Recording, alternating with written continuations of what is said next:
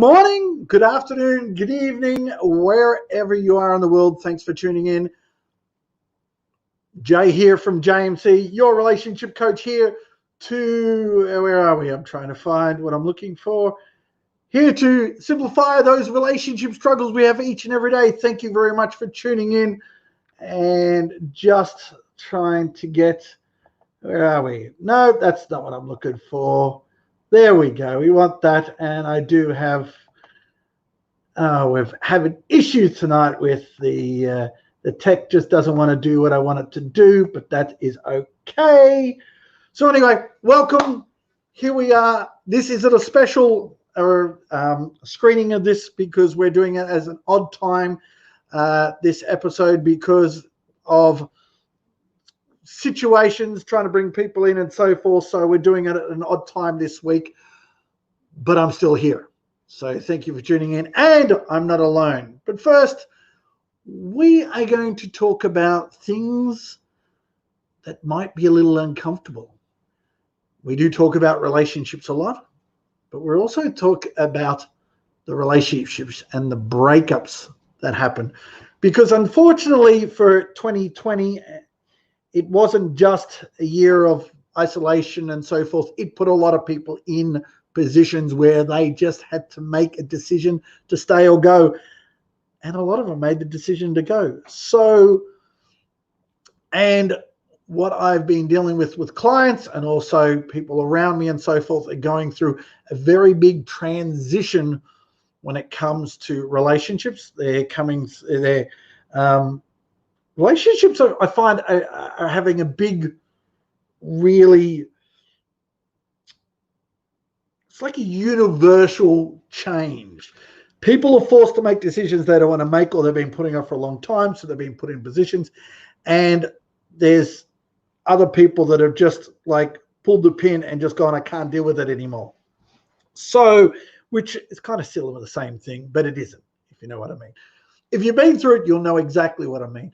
And I don't think this is something that we can talk about, just listen to me talk about for an hour, because I like to hear the female perspective for things. So who else is better to ask but our spiritual leader, our spiritual coach from the other side of the planet, the wonderful, the beautiful Miss Sandy Archer. Hi. Hi. Thanks for having me on. Hello. Mugs up. Yes. Mug. Yeah, I don't. Do you have a mug? No. I don't have a mug close by. Oh, okay. Not prepared for that. So how are you, dear? How are you okay. doing? It's nice and dark here. It's about 1 a.m. here. So yes, didn't realize that when we organized it. Anyway, that is fine. I appreciate you, like you wouldn't believe, as you sure know. You've done it for me. Yes. Yes. Well, we look after each other, so there we are. So, how are you? Good.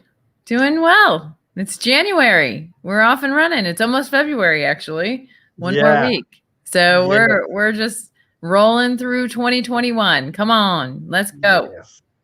2021. As you and I have discussed, there's been a lot of people going through that, as you would have heard in the intro, a lot of people going through that point of having to make decisions. Some of them are very short-term relationships. Some have been very long-term relationships. So it's been a bit of a struggle for a lot of people, has it not? Because you being a coach, you've had to deal with it yourself, and you've also had, friends and close friends that are around you having to make those decisions. We even discussed, one in particular sort of thing. So, and it, and I thought, can't do this alone. I have to bring you in. Well, it's something I think, it's everybody's relationship goes through these transitions and making decisions, and some serious, some, like you said, more short-term relationships, and just really trying to figure out, why are you hanging on, or, why are you not working it out? So it's two different decisions. You're either hanging on too long, or you're not doing the right things to make it work out. So which one are you in? Which lane are you in? And the other thing with that too is it's not just when people hear that, they think, oh, make the decisions with, with other people. But a lot of that time, it's with themselves. It's a relationship with themselves. I mean, you can blame others for as much as you want, but you and I have discussed many a times over the last few months the amount of times people get themselves in situations and they're saying, well, it's this person and that person. But at the end of the day, it wouldn't be happening if they didn't allow it themselves. Am I right? That's right. And I'm speaking in my own experience is wanting to work things out for whatever circumstances or situation I was in, of, that it was harder to end it. But it also takes the other person to want to make the relationship work and want to do the work to make it, to work it out. So, but you can come up with 1,000 different reasons as to stay and 1,000 different reasons to go. So you have to look in here and say, what's missing in here first? What is it I'm missing? Where is that love that I'm feeling or not being fulfilled? Where's the fulfillment coming from? And it's usually you're not fulfilled in yourself. So another person, it will never make you happy if you're not fulfilled and happy in yourself. So that's the weird tightrope that you're on. And you could be in the wrong relationship. You could be, just going through the motions in a relationship. And now that you didn't put the boundary up and you didn't pick the right person, maybe, or, whatever, you still have to start here. That's just my opinion. Yeah, no, totally agree. Because at the end of the day, we've discussed a few times. We were talking about a book that I've come across recently, The Master of Love, it's called. And they talk about all sorts of things, the reason why we do things. I talk about in something we discussed on the last show. Was the last show or the show before you and I were on together? And it was about the inner persona and the outer persona, the persona we want to show others and we want them to see us as, and then the one that's inside us that we don't want to show people because we're afraid of doing that, because we're afraid of getting hurt, or we're afraid of people take advantage of us and stuff like that. But one of the biggest things I took out of that when I was reading it and known for a while is, if you're fighting to hide that persona inside you, you've then got to go, what is it you don't like? And if you're fighting it to, prevent it from coming out and so forth, and then you've got the struggles you have with whoever you're in a relationship, a personal relationship with, you're having two struggles. You're struggling with them. And how many times do you have those arguments? And it might be something that you've built up in your head. I think Tony Robbins talks about this in one of his earlier books, and he talks about how we might have an idea. I think he uses the example. I think it's him that uses it. You can correct me if I'm right or wrong with this. But he says something about someone borrowing, say, like a leaf blower from the neighbor. Oh, I want to go borrow the leaf blower from the neighbor, but last time I borrowed his chainsaw, and I had it a little longer. And you're sitting there thinking, well, I had it a little longer, and then I remember I hadn't finished with it because I hadn't used it for what I wanted, and then I saw the neighbor and I had to avoid seeing him because I know he's going to want his chainsaw back. And then you're starting to have this big argument in your head, and you start going, oh, then he's going to get really shitty at me, and he's not going to be happy, and then eventually you go, oh, bugger it, stick his friggin' leaf blower up his bum. I'm not going to deal with it. And it's like, hang on a sec, you haven't even had a discussion with anyone else. This is what's going on in your head. Mm-hmm. So then when you have a part, like you go through that in your own head about something you're dealing with, your other half comes home and goes, and you're like, oh, leave me alone. And you think, okay, what's going on there? Do you want to fill me in? Did I say, no, you didn't say anything. Just leave me alone. I'm like, okay. Right. And that's, like there's a lot of people that have a lot of reasons for their breakups. And sometimes it's what you can control. And if you're going through a situation like that where you're arguing with yourself about stuff, and then because in that particular instance, the person wasn't arguing about the leaf blower and it wasn't arguing about the neighbor. They were virtually arguing with themselves about their own behavior and their own, because they want to be seen as a good neighbor and whatever else, and they want to do the right thing, but they need to borrow the neighbors, and they don't want to do it again, let the neighbor down, and they argue, but they're really arguing with themselves. Yeah, it's a guilt. So, it comes from yes. a guilt and shame place. Yeah. So then if you do that, and then you've got little things that are going on between you and or even big things between you and your partner, you're arguing with you, then you're arguing with them, and then they're arguing with you, but they're going, are we arguing about the same thing? Because you're having two different arguments with them. Right. And, as we've said before, there's so many different reasons people break up. It might be they've outgrown each other. It might be financial stress. It might be infidelity. It might be lies. It might be unmet expectations, which we covered late last year and so forth. But when it comes to you're arguing or you're struggling with your partner, but you're struggling with yourself. Right. It's about taking personal responsibility for that. I know that,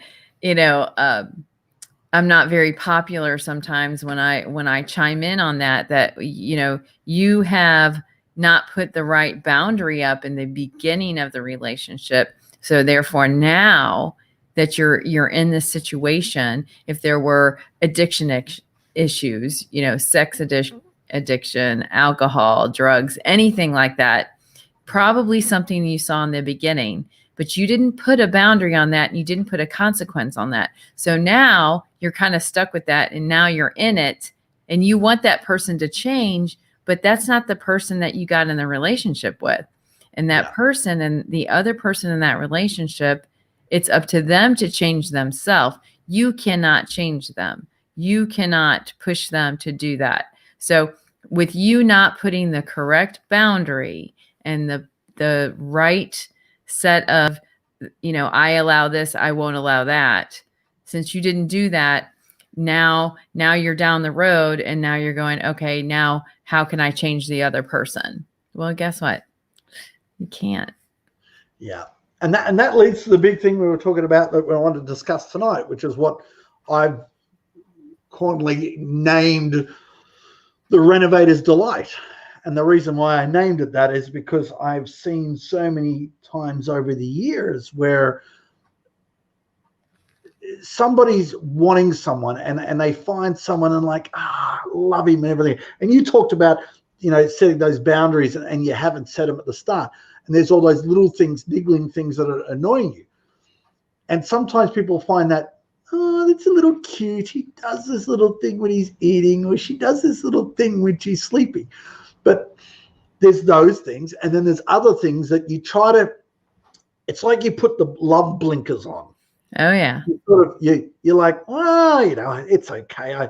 They're pretty good what they are. But what happens after a while, you go, I've seen clients that I've worked with and they've said, I see this guy and, he's great. And, and then all of a sudden you notice there's a change in him. It's like, oh, his hair's kind of short. Oh, yeah, I didn't like him with the long hair. So I got him to change his hair, get him to cut his hair and clean it up a little because it just looked really straggly or he's wearing different clothes. Oh, well, I thought I'd, buy him a new outfit and buy him a new wardrobe because his wardrobe was like, he's wearing all these old baggy T-shirts and everything else. And it's not just girls with guys. Sometimes guys have done it with girls. I mean, I was with myself. I never used to change people, but I was for people who don't know my story, in my early 20s or most of my 20s, I was a commitment phobe, but I didn't realize that. And what I was doing was I'd find, broken women and have a relationship with them, and I'd kind of fix them up and make them all happy and everything. And then I'd let them fly away like a butterfly. And I'm like, yay. And then I'd sit there and go, why did I do that? And I thought it was strange. And then some that wouldn't fly, I'm like, come on, fly. No, I don't want to go. Fly. I don't want to go. Okay, I'm going to go. And I would. And I'd leave. And I'd go sometimes move a different state, Wow. because I didn't understand why. And I did this work on myself for, a couple of years, and when I was starting my business and so forth, and realized that I did not feel worthy of love. I did not feel worthy to be loved like I wanted to be. So I'd find these people and help them feel worthy and better about themselves. And as I've said to you, and I've said to a few people, they would then, the ones that did leave, and eventually even if I left them, they would find the next person they would find, they'd end up having a great relationship or marrying them and having kids with them. And I just sort of go, and even a couple of my friends used to joke about it because my nickname is Chuck, and there was a movie called Good Luck Chuck, and it wasn't exactly like that in the movie, but yeah, this guy had a charm that he'd be with someone and he wouldn't stay with them, he'd sleep with them, and then they'd go off and have a happy relationship. And they're like, what is going on with this guy? And it wasn't me as such, but it was kind of funny because I had dated so many and that same thing would happen. And it was because I was afraid to commit. I was afraid to be with someone, and I had to do the work. My longest relationship was 3.5 years, where my last one was, 7 years, double, what I had done before. But as I was saying about the Renovators Delight, it's finding someone and going, well, I fix this up on them and fix that up. It's like when you buy a house, old broken down house, like, oh, you can fix it up. We can do this and we can do that and do everything else like that. And then you're like, okay, it looks nothing like it is. Love it. Now I'm going to sell it. Yeah. I'm going to sell it. Oh, yeah. Man. Wow. And as I said to you before, why would, if you get a dog, for example, why would you get a dog? Now, when you get a dog or an animal or a cat or something like that, you don't go in and go, okay, I'm going to get the dog, but I want it to be a cat. And I'm going to train it to behave like a cat. No, you're not going to get that. And that's what this book talks about. And it's quite interesting that people will be okay with their pet, their dog, okay, they've got to house train it, make sure it doesn't make a mess in the house. But sometimes it's, but you will want to change your partner. I mean, you come, as you said, you've had, 2 long-term relationships and marriages that left. And you even said yourself that you would tell us a bit about it. Okay. Yeah. So what the revelation I had about that is when I got into both relationships is I saw the red flags in the beginning, but they were familiar red flags. And when I say they're familiar, that means the dysfunctional units of relationship roles that I had seen, they matched. So I got into both relationships knowing that they had those red flags, but I continued into the relationship because I thought to myself, well, I can look past this. I'm used to this, right? I mean, I didn't say it just like that to myself. No. I was just like, I can handle this.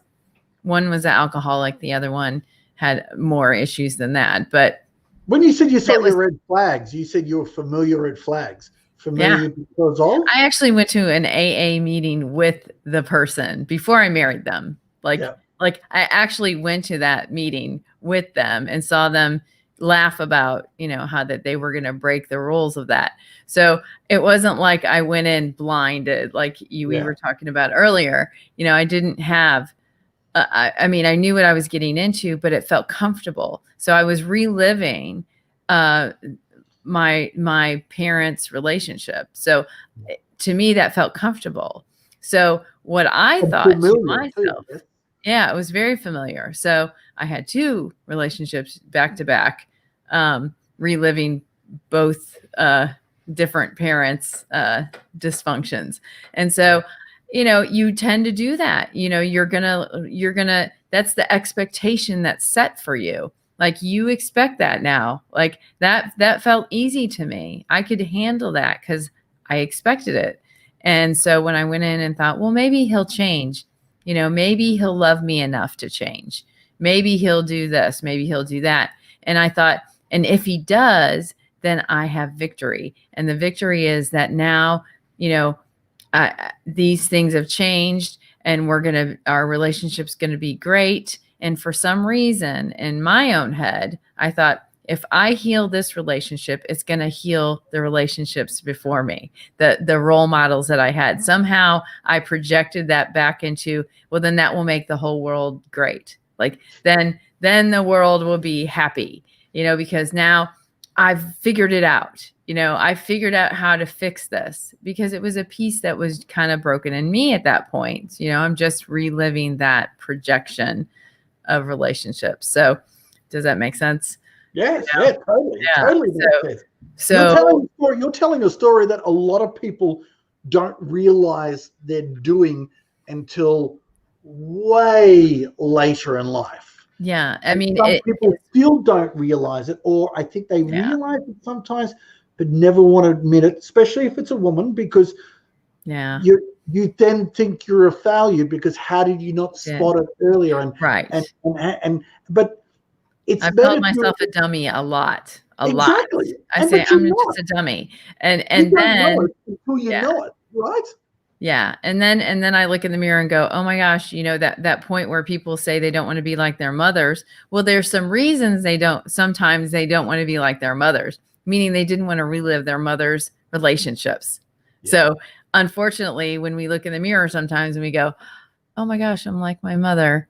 Sometimes that can mean I've relived my mother's relationships, and I personally have. And so I know what that feels like. That's not comfortable. That's not comfortable to admit, and only getting counseling. And honestly, when everybody says it goes back to your childhood, it does go back to your childhood. You should get some type of counseling, life coaching, counseling, healing, whatever that takes, because you have to heal that place, or else you'll relive it, or you'll pass it down to your kids and then they will relive it. So it's kind of like it's a generational pass down, you're just passing that dysfunction continually down. When does it stop with you? When do you heal that? And sometimes it's later than you would like. Like I have had to deal with this, but I didn't take care of it soon enough. I didn't take care of that healing soon enough. I just kept letting it go on. And unfortunately, I think I have passed that down to my children. I think my children are mirroring some of my behaviors, unfortunately, and some not. Since I was going to say, I don't want to be biased, but I've met your boys, and you've done a pretty good job with them. And even you had one of your sons on your show, a little while ago, just before Christmas, and he seemed to be very aware of because I've made it. And what has worked and hasn't worked, and seemed to be really picked up on it, which was quite surprising. I was quite happy to see, because for your sake, because you were questioning it a little bit, but he seems to have his head screwed on. He seems to be aware of what's worked and hasn't, and why. Now you've explained it to him. Right. That's because we've talked about it. I've said, please don't relive this. Please don't do what I did. It's really funny. In the generation before me, it was do what I say, not as I do. Don't do what I do, do what I say. Yeah, exactly. Do what I say, but not as I do. Yeah. Me and my generation, our generation, you're younger than me, right? So my generation, we say, please don't do what I did. Here's the reality. Here's the wisdom. Just don't repeat what I've done. Please, learn something different. So exactly. So that's, but that's the place that you have to get to, but you have to get that inner healing. Again, it starts with you. All that might be going on in your world. You might be in the midst of chaos, but the thing is that healing has to come from in here, and you have to get the strength to leave the relationship, stay in the relationship, whatever that looks like. But that healing has to really start right there. And it's getting to that point where you've got to go, the old, what is it, Einstein definition, you want to do the same thing over and over again and expect a different result. Insanity. And Yeah. I know from my point of view, I looked at it and gone, well, why does this keep happening? Why am I finding these? And some of them were the most impactful women I've ever known, left an impact on me. But why was I running and whatever else? And I had to look and go, there was one common denominator. Didn't matter if they're older or younger or blonde or brunette or, taller or shorter or anything else. There was one common denominator. Yeah, that's right. And I just went, okay, what's going on here? So I worked with my own coach and we're going through a few things and I just went, oh, shoot. Are you serious? And we talked about, relationship with my birth parents and stuff like that, and just sort of went, because they were alcoholics, smokers, liars to the extreme. And I just sort of went, oh,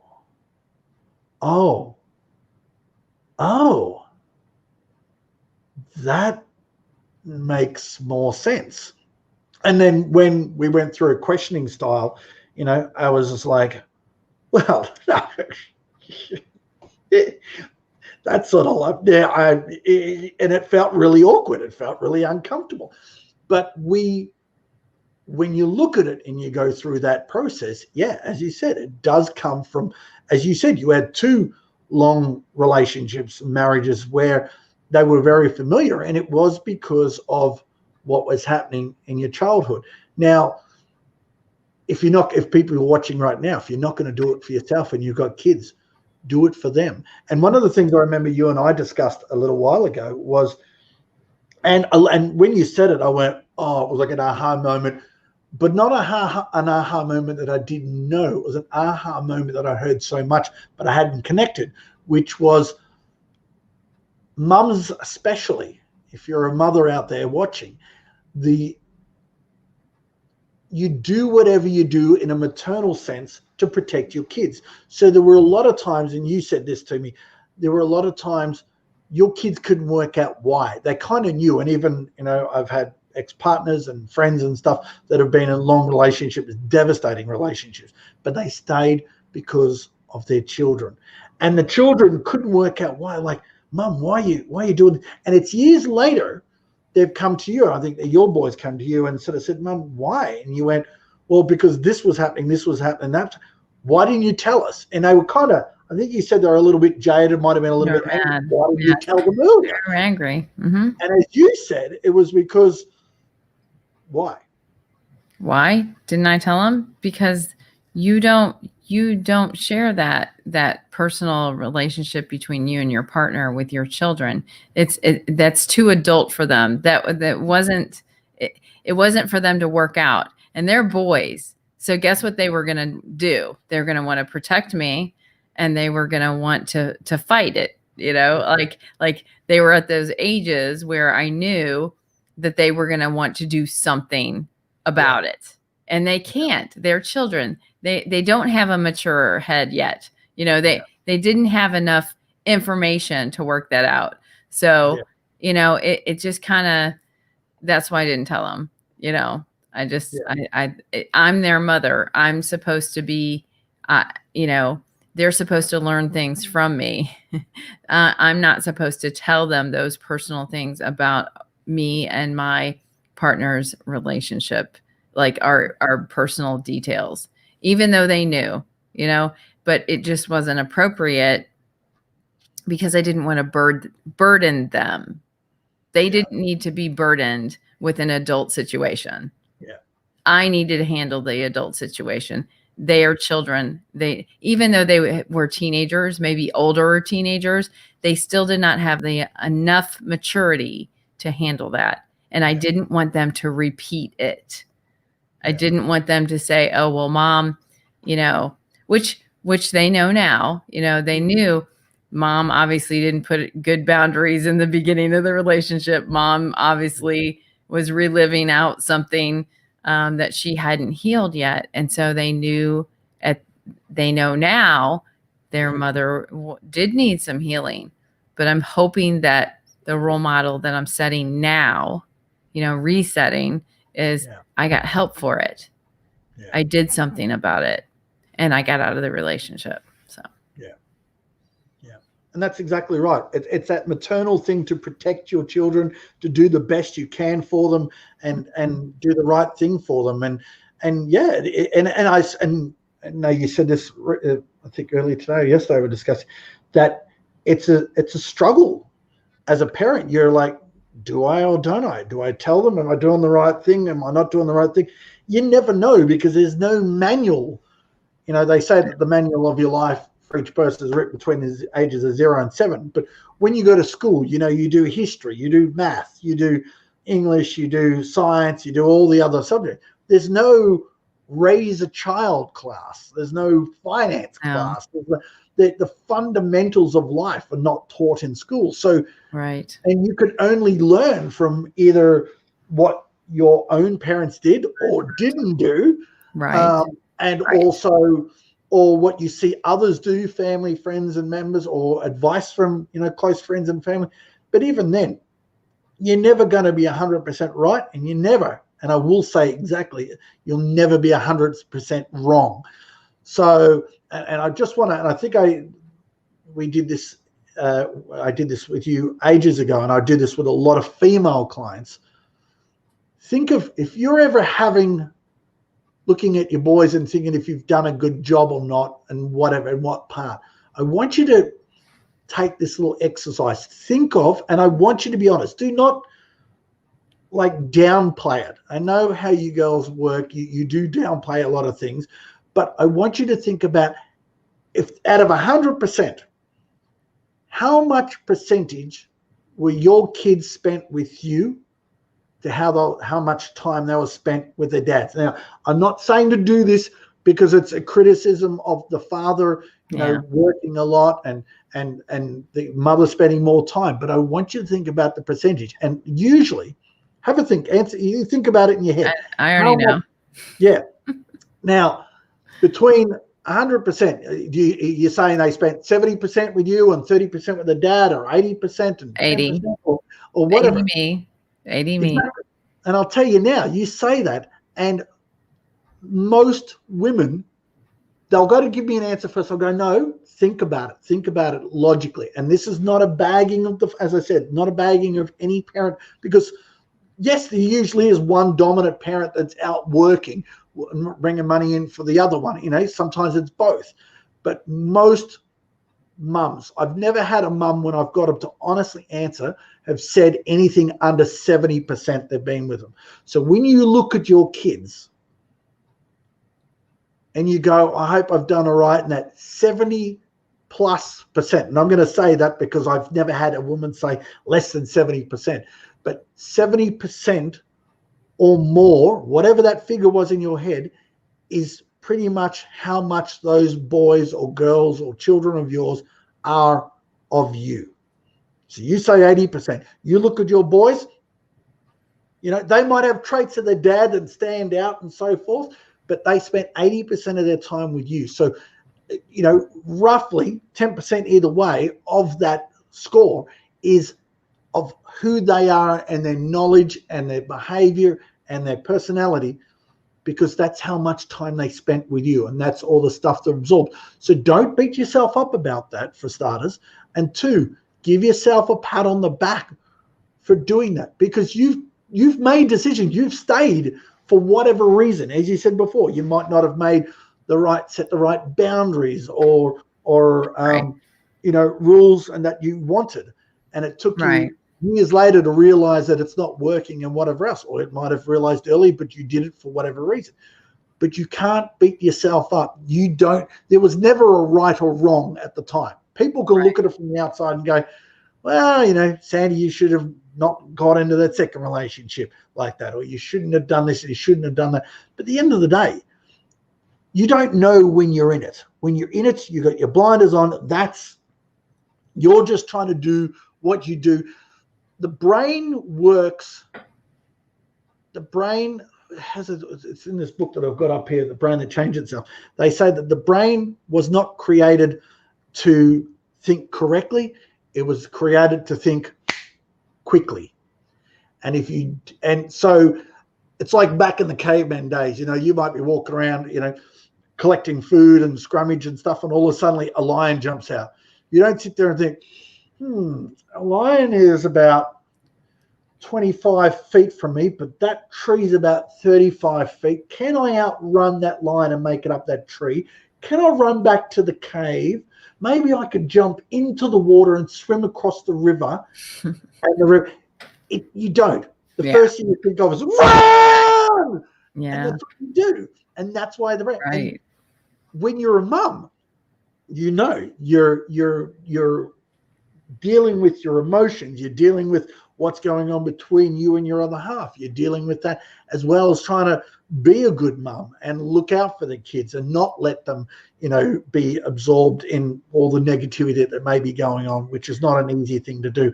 And you do hear stories down the track where, the kids went, well, Mum, we knew that all along. Why'd you stay? And it's like, well, I thought I was doing the right thing. So don't ever beat yourself up. Right. And unfortunately in our generation, we not only are, mothers, partners, all these things, now most of us have full-time jobs. So, so full-time jobs, we're making, sometimes, we're away from the home just as long as the father is, or the partner is. And it becomes, or whatever families or whatever their mixture is, when you've got the two parents, there is always like you're saying, the dominant one. But what if both parents are gone about the equal amount of time? That puts a strain in a family. And you really have to think about a lot of those things with your kids. And relationships are hard enough, but then you have to then when you get to our age, where you have older parents and then you have children, we call it the sandwich, we're stuck in the middle, where the Oreo, years, and you have to deal with the parents and the kids, and then your own life, your own career. So things can get kind of out of hand. So if you don't have boundaries in your relationships, or your primary relationship with your partner, and of course, I don't know, how do you feel about the order of a relationship? Who comes first in that relationship? Like if there's kids involved, parent, how does that work? What is your opinion? It's a very, very good question. And it doesn't always go down well, my thoughts on this. And because I'm going against something that has been ingrained into a lot of people, but you've got to take it with a grain of salt when I say this, but it is extremely important. And the best way I can describe it is the airline safety theory. If you're on a plane, if you've ever flown before, when they talk about the safety procedure, and they say that in case of an emergency, masks will fall from the roof above the cabin above your head. The first thing you do is you grab the mask, and where do you put it? On yourself. Why?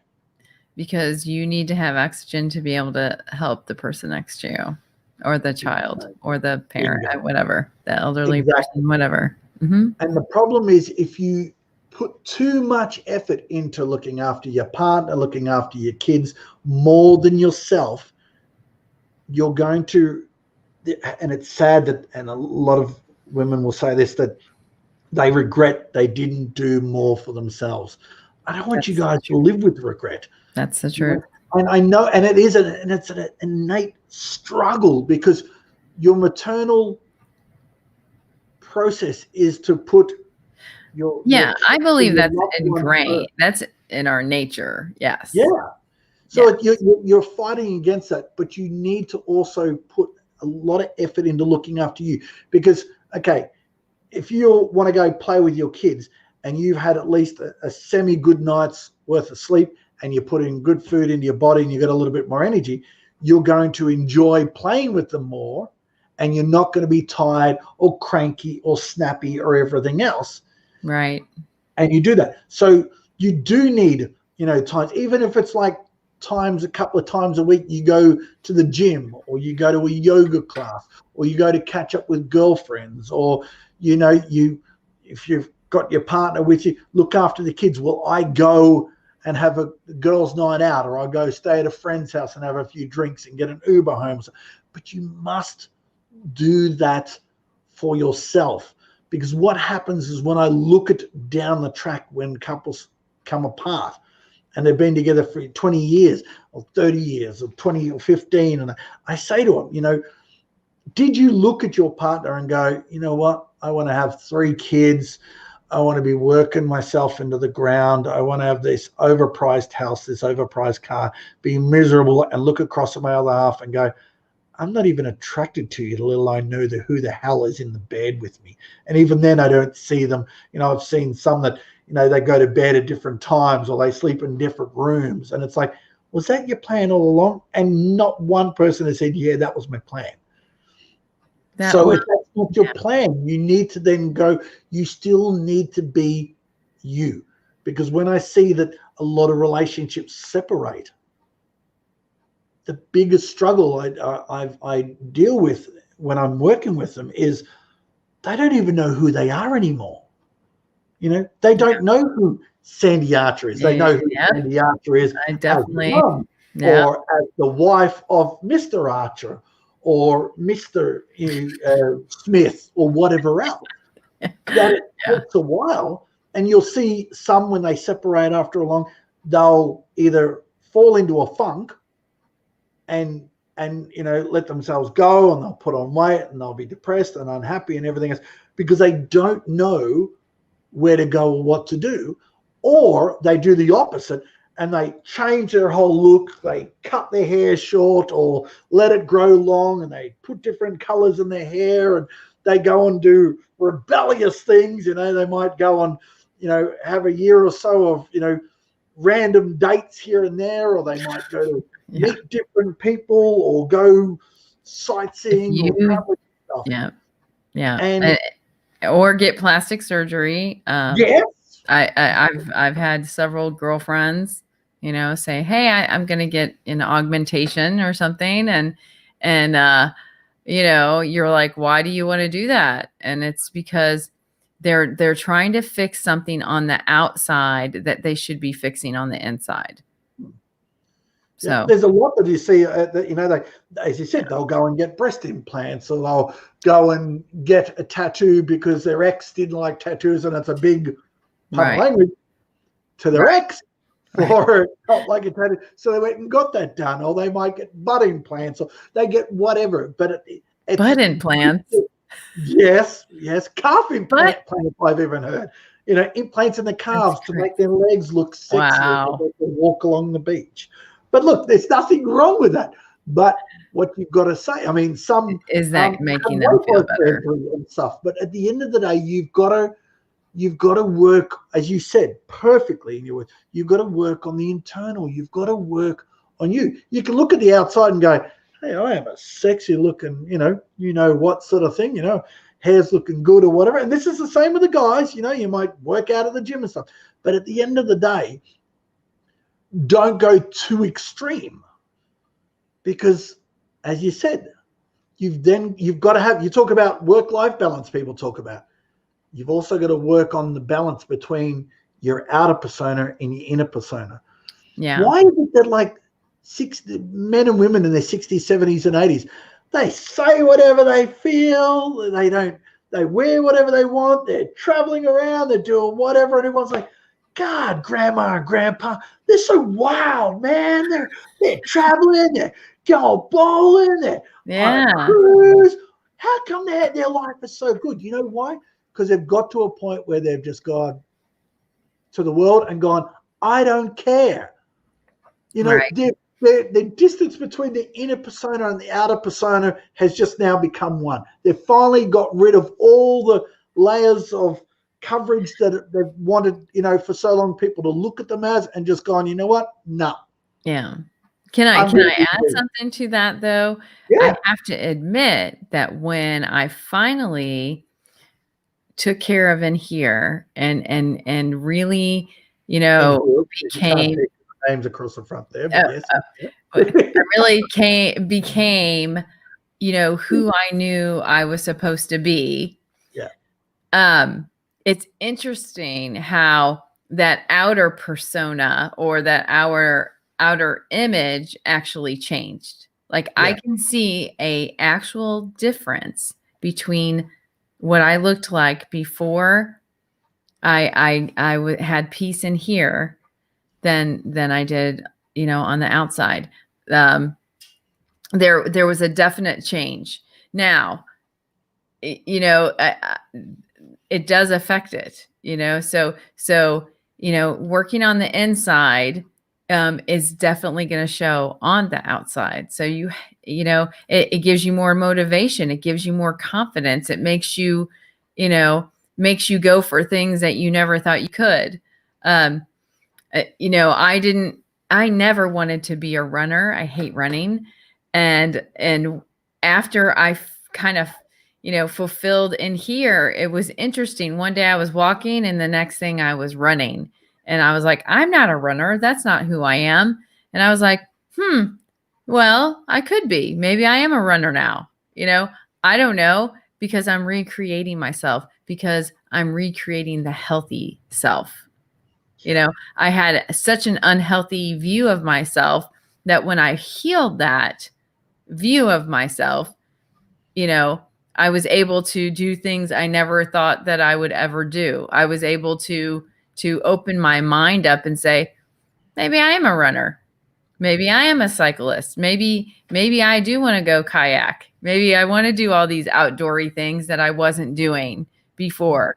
Maybe that is who I am. Just finding me, Yes. and that didn't have anything to do with anything else except for opening up that place of because I was healed in those places finally to figure it out. So that relationship with myself now was healthy. So now I'm able to, I wasn't totally ready at that time because, I still probably had more counseling to do or more, whatever, but it was a beginning. It was a beginning of me able to defeat fears that I had and to step forward. So, it's just one step at a time, one day at a time. Of acceptance, really, wasn't it? Getting to acceptance of what happened and then accepting you for being who you are, and then going, okay, if that's me, what do I like and what do I don't like? Let's go and try that. Am I right? Yeah. I mean, forgiving yourself, getting rid of that shame coat that you have, getting rid of those fears, so guilt, shame, and fears. So those are your big three to conquer. I mean, look at it. It's a challenge. Conquer those things. That will help your other relationships, but your relationship with yourself first. Yeah. And not just, relationships with partners or ex-partners and kids, but it also impacts your family, impacts your friends, it impacts your work colleagues and your work life. And one of the biggest things I've learned over the years when it comes to confidence is one of the most attractive things you can find in the opposite sex is a confident person. And I don't mean they've got to be dressed up to the T and have all the makeup and hair right and the jewels and the jacket and everything else like that, or whatever they're wearing. It's when they walk in a room and they have no care, as in not rude, like I don't care, bugger off to the world, but more no care of what people think of them. They're happy and healed and fulfilled within themselves inside, that when they walk in a room, it's not like they walk in a room and look around to see who's watching them. They walk in a room, they're looking around, they're looking for someone, but they're not looking around to see who's noticing them. They walk in a room, they smile, they're happy where they are, and it is just the most attractive thing that you see when you see. Doesn't matter if it's a guy or a girl. I've seen people that are rather large in size, still walk in a room and you just go, man, that is beautiful. What's going on with that woman or that guy over there, the way they've just walked in, okay, they're not what you'd say, the normal, right. attractive thing that some people look for. But seriously, Right. they're more attractive than this skinny person over here that's all dolled up, because they look like they're trying. When this person is walked in, they got a pair of nice jeans on, a nice top, and they are just beaming, and they're not even like, we could all be staring at them and they wouldn't even notice. No. Because they're so filled, they're so happy, and they're focused on whatever it is. As you said, it could be learning to paddleboard, play a guitar, skydive. They're living in the present. Yeah, exactly. They're living in the present moment. They're not going backwards, and they're not thinking about what's going to happen tomorrow. They're living in the present of today and that happiness. And I've learned that from you. That you've been the one person who has said, let's not think about the future and let's not think about what's coming. Let's live in the present. And there's days where I've got through and I've just gone, and then I hear your voice going, just live in the present. I'm like, okay, living in the present. I never knew I would be the girl in the tree living in the present. I was such an alpha girl. Yeah, the tree behind me. Oh, that's right. Yes, yes, I'm the girl in the tree. But I'm the guy by the bridge. Just by the bridge. The troll under the bridge. You're the dude at the bridge. So yeah, I mean, I never understood those people. Like I was pretty much an alpha female, goal driven, 100 miles per hour, 120 miles per hour, and I was just doing everything. I was going to do it. I was going to accomplish it. I was getting it done. I was very militant about it. I was very much a warrior and all of that, not understanding that I needed to have that peace and that presence of mind of staying in the present. And I used to think, oh, that's such a hippie thing. That's just hippies, that's like, oh, we're just so happy. Well, man, they were happy. And I want to be happy like that. Not it wasn't what they were smoking under the tree either. Yeah, they might have been doing something else. But I, understanding now that peace that can come if you stay in the present, because sometimes when you take a look at where you're at and you don't like where you're at, and I think it's because you're looking forward or you're looking backward. You're not looking at right here. Yeah. So focusing on right here. That's right. Focusing on right here is what will bring you into that calm, into that peace, and then trying to figure it out from here. What is it I need to do to get through this one day? One day at a time, like they say, one day at a time. What am I going to do today to get through? And whatever that looks like. You might need to make some decisions. You might need to be doing some things, some goals you want to accomplish. And those are great. Write those down. Visions are great. Get those vision boards going, whatever you need to do. But, focus on some healing if that's needed. You might need to travel to the past to heal that, to figure it out on where to heal that, but do not bring it into the root of your future. Yeah. Or the root of the cause. Right. Don't be afraid to go back, because the amount of energy you put in to avoid going back, you go back for a brief moment just to deal with it. Understand that's where it's come from. Right. Then once you know where it comes from, once you know what it is, you can then go, really? When I was like 6 or 10 or 4, that's what's been the cause of it. It is such a level of relief. You're like, oh man, seriously? That's been going on for that long. That's not fair. You have a couch to lay back on like that. I can't do that. Well, because I want to make it casual, so make it a bit easier just to But you know what I mean, right? Right. So Yes. it's yeah. Well, if you laid back in a couch right now, you'd fall asleep because it's like nearly 2 a.m. So, Yes. but no, look, I want to take time to say thank you very much, Sandy, for your input tonight and joining us, because I always like to have you on. You're a darling and have a wealth of information. I don't want to spend it all about me for the next hour talking about what I think are relationships, because that's what I do all the time. But I like to get your perspective, because you have a very open mind, and you talk from experience, where a lot of people are not. There's a lot of people out there that have all this stuff to say and stuff, but they've never put it in practice, or never been through that. And that's what I love about you, that you have done all the work and you're still working on it, and you'll always Absolutely. will. We all should. We all should. If you think that if you think you need to stop working, or you need to stop learning, you're wrong. You might as well just, throw in your chips now, like you have to keep learning. You have to keep working on things, you have to share that wisdom with others. They do need you. They do need you in the world to shed light on some things, whether they want to hear it or not. Sometimes.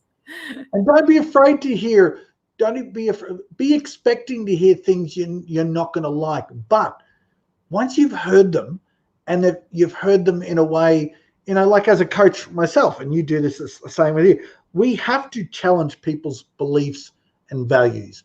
Right. And it's, even if you believe in Buddha or Jesus or God or Muslim or whatever your belief system is, it's not an issue to at least question it. Make sure that whatever your belief system is working. And that's why, if it means going back in the past, I've had some clients say, well, I don't want to do that, because then I think I know what it is. It's related to my parents, and then I'm going to look at my parents differently. You got to realize that they might have only been doing the best they can with what they got at the time, no matter how good or bad it was. And once you learn that, great. You can still love them, or you can still not love them for whatever reason, and so forth. But whatever the reason it was, once you understand that, it's like when your kids found out why you didn't tell them why, and you separated and what was going on, and they got a little bit angry. But then after a while, they went, well, I could see why you did it. Right. Questioning it is just checking in with yourself to make sure that it's providing you with what you want and what you need to be you. Yeah. And if there's things that are not working for you, if you had the same hairstyle as you had in the 80s and you're having it now, maybe it works for you. A lot of the times it doesn't. It might be the dress. You might be going, well, I'm wearing this because I wore it in the 80s. No, you're not driving the same old car. You upgrade. You learn new things and what works and doesn't. Don't be afraid to do that. But if you're going to buy a dog, buy a dog. Don't buy a dog and expect to have it act like a cat. Same with partners. Don't buy... don't get in a relationship with someone and think, well, I love that, but I want them to look like that. If you're doing that, you then need to come back to you and go, why? Yeah. Why am I going for that when I can have that, or I want that to be that? Don't be afraid to ask yourself. You're not an idiot. You're not, undoing all your hard work that you spent all your years doing. You're just starting to finally be honest with yourself and just go, okay, I've got through this far, but now I need to start to really be a little bit more serious, a little bit more adult. That's right. I can't say the word. So, I was like, what's he struggling to say?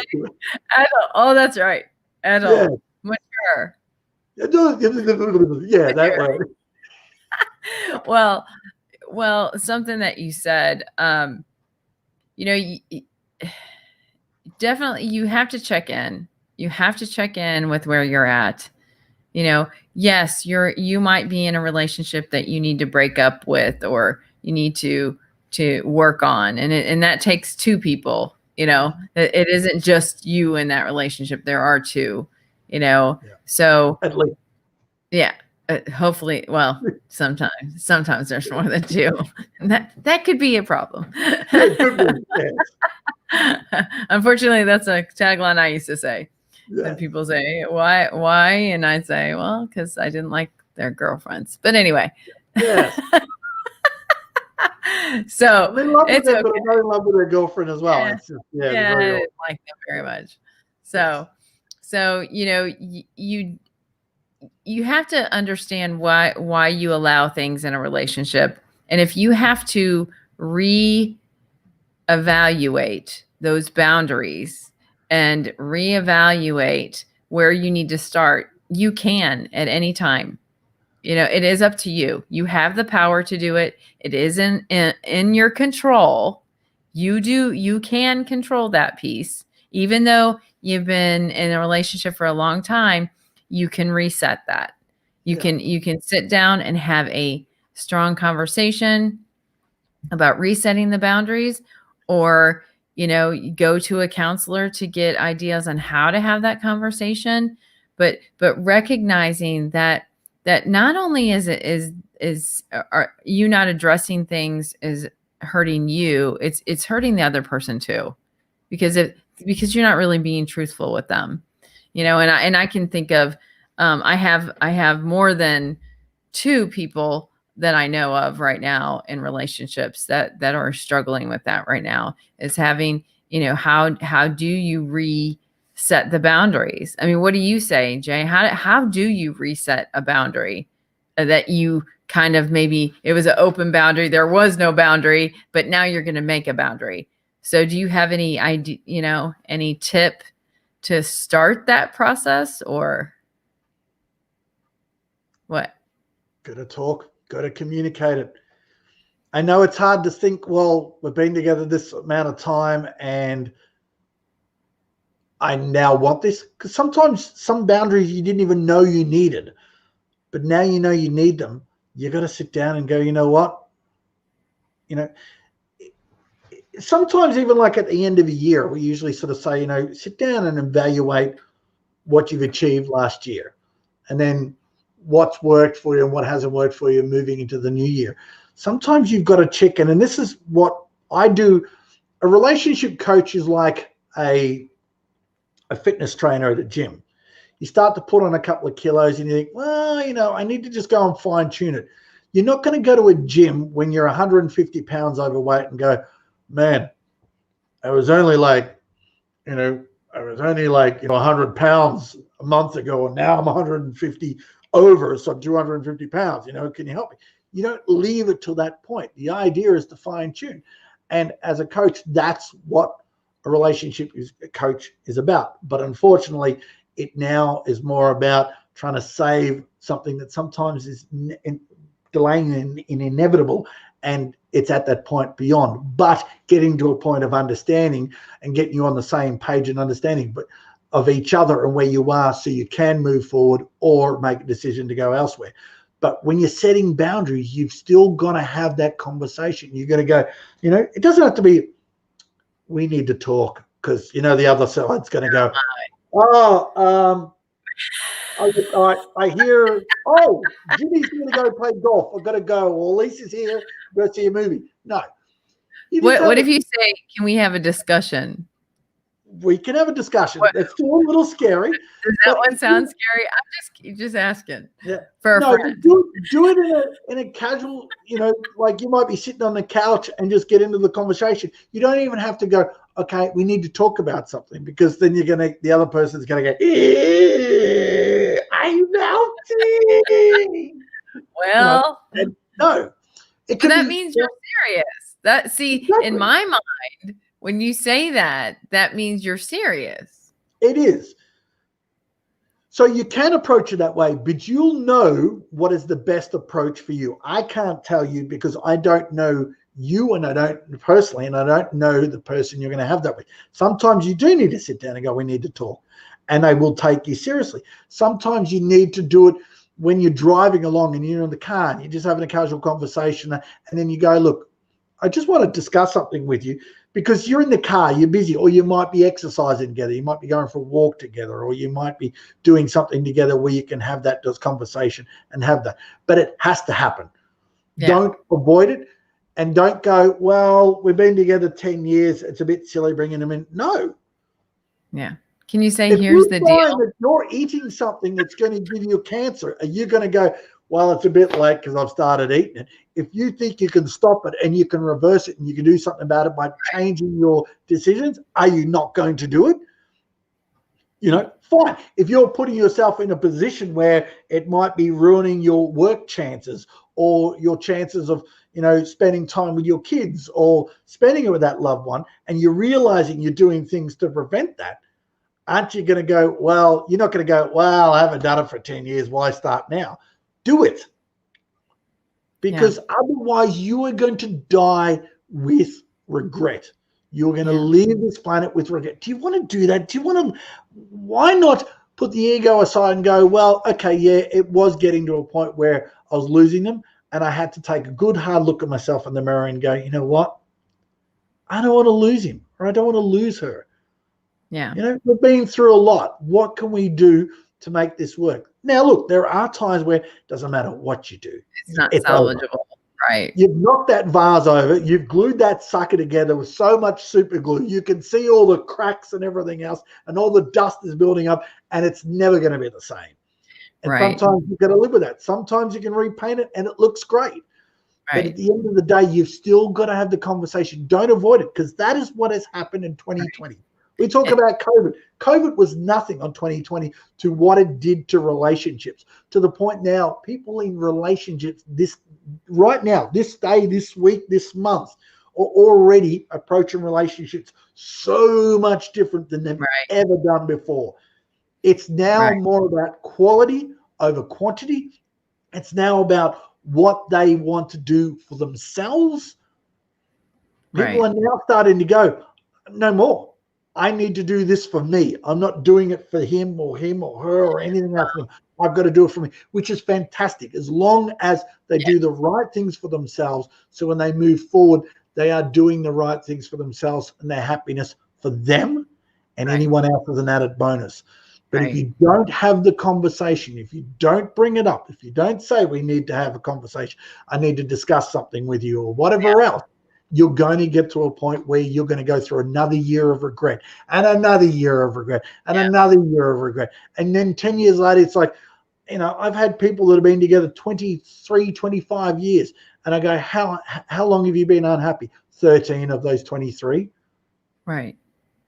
Well, that's the place that I always say, well, that's where you take self-inventory. Because at some point it does become your responsibility. You can't play the blame game on the other person if you've allowed that for, 12 more years. If you're staying in that relationship, that is the key, that you need to do some self-reflection on why you're staying, what is motivating you to stay or not go, or what is making you is it because you're comfortable and you don't want to move out of that situation?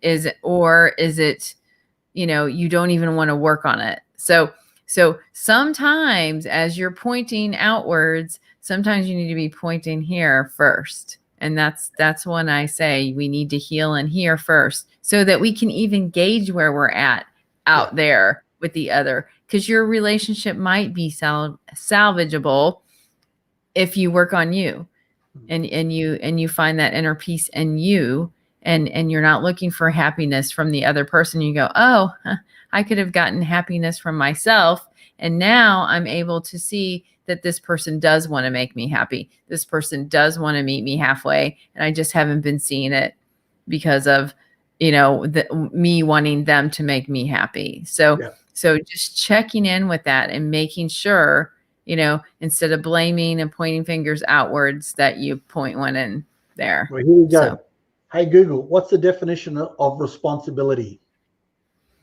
This is the definition of responsibility. The state or fact of having a duty to deal with something or of having control over someone. There you go. but take the responsibility to have that control and that choice over you. Yeah. Make the decision to go, no more. I'm not going to let them control me or control my happiness or control or make me happy. No one should make you happy. No one should fulfill your happiness. You need to do that for yourself, because then whatever they give you is an added bonus. Right. So And we've gone over time by 10 minutes. Well, 10 or so minutes. Well, can I just throw in one thing? Because I think that here's the deal. Sometimes people do not recognize any of that because of the way they feel about themselves, the self-negative talk, the, self-esteem that has not been built up, and they don't even know how to start. They don't even know what to do first.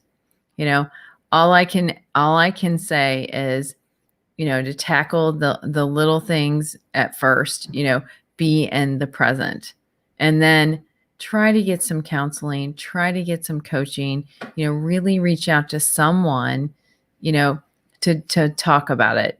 Because if you keep it in here and you don't talk about it, you're not going to find a solution. You need to set some goals, if you can. But that's my advice. And if people want to talk to someone, if they don't want to talk to me and they want to talk to someone as lovely as yourself, where could they find you, Sandy? sashcoach.com. Just look me up there. Sash, SASH, coach.com. Yeah. Sandy Archer Spiritual Health is what SASH stands for. So there you go. So if you can find me on my website. Yeah. Free intro session, no problem. Just, I'd love to chat with you. If you need help, if you want to get unstuck, get yourself unstuck.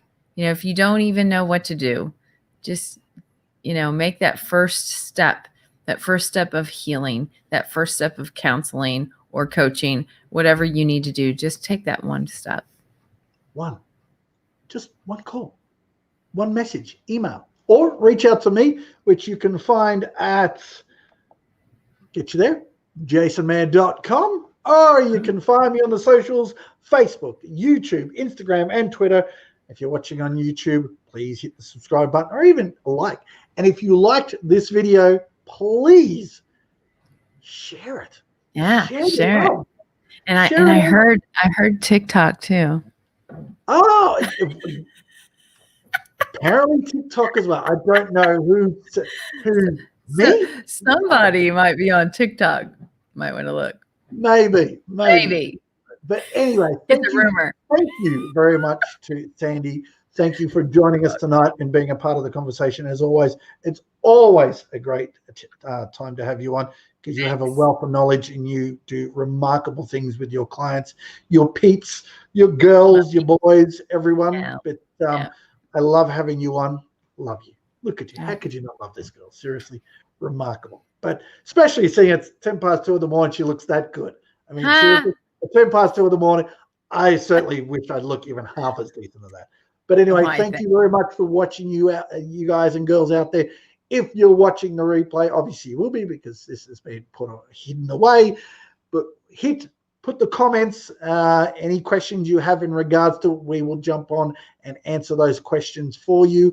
And by all means, feel free to reach out to either one of us if you have any questions or want some help or just want to have a quick chat about the situation. Send us an email. We can read the email. You can splurt it all out and leave it there. But again, thank you very much. We are back next Sunday, Australia time, Saturday, America time, UK, Europe time. But thank you very much for this special edition of Simplified Relationships tonight. Love you all. Thank you. Good afternoon, good evening, good night, wherever you are. And what am I looking for? I am looking for one particular thing, and that is bye-bye.